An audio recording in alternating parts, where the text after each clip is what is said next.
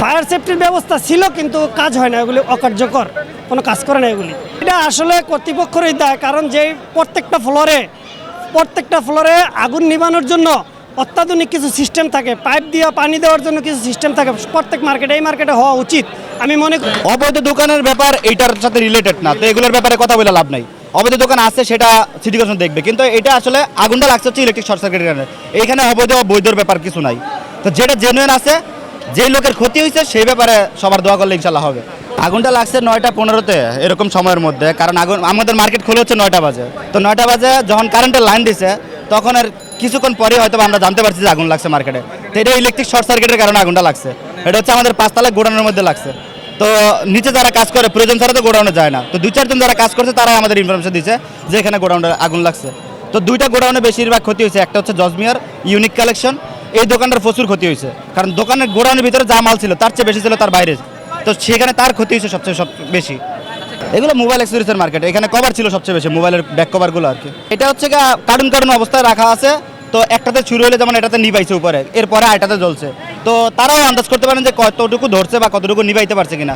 উপর দিয়ে আগুন নিভে গেছে, তারা বন্ধ করা ছেড়ে দিছে, আগুন অফ করা ছেড়ে দিছে, তারপর আবার বেরোচ্ছে আগুনের ফুলকি। তো এইভাবে আর কি আগুনটা বেশি বাড়ছে। ওনার অনেক মাল আছে, প্রায় আমার জানা মতে প্রায় 1 কোটি টাকার মতো কভার আছে, কারণ ওনার দোকানে যা আছে তার চেয়ে বাইরে তার 3 দ্বিগুণ আছে, মানে তার সবচেয়ে বেশি বাইরে, দোকানের ভিতরে সবচেয়ে বেশি ক্ষতি হয়েছে তার আর মোহাম্মদ টেলিকমের।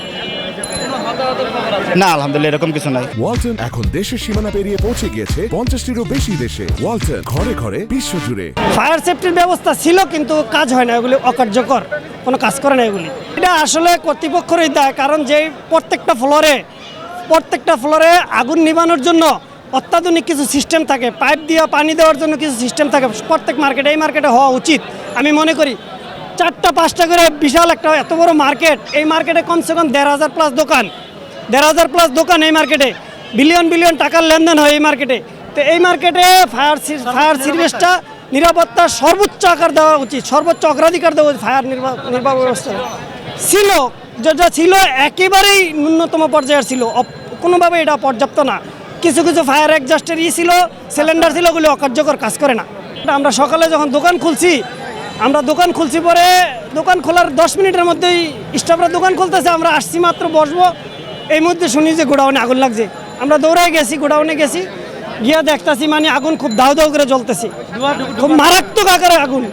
ঠিক আছে, কোনো কার্যকর ব্যবস্থা নাই, কোনো সিস্টেম নাই। হ্যাঁ, সময়টা অ্যারাউন্ড 10 o'clock, 10টার মতো, আগে পরে হইতে পারে, 10টার মতো ছিল, 9:30 থেকে 10টাই অ্যারাউন্ড, আপনার 5-10 মিনিটে দেখছি। তারপর ফায়ার সার্ভিসের লোক আসছে, ওরা চেষ্টা করছে, আমরাও সহযোগিতা করছি, আলহামদুলিল্লাহ এখন নিয়ন্ত্রণে আছি। আগুন একটা গোডাউন নষ্ট হয়েছে, একজনের একটা ডবল গোডাউন ইউনিক টেলিকম জজমিয়া, ওর 2টা গোডাউন পাশাপাশি, ওর প্রায় 3-4 কোটি টাকার মাল নষ্ট হয়েছে। ও বৃহস্পতিবার রাত্রে ওর 18 না 19 লাখ টাকার মাল ঢুকছে চায়না থেকে।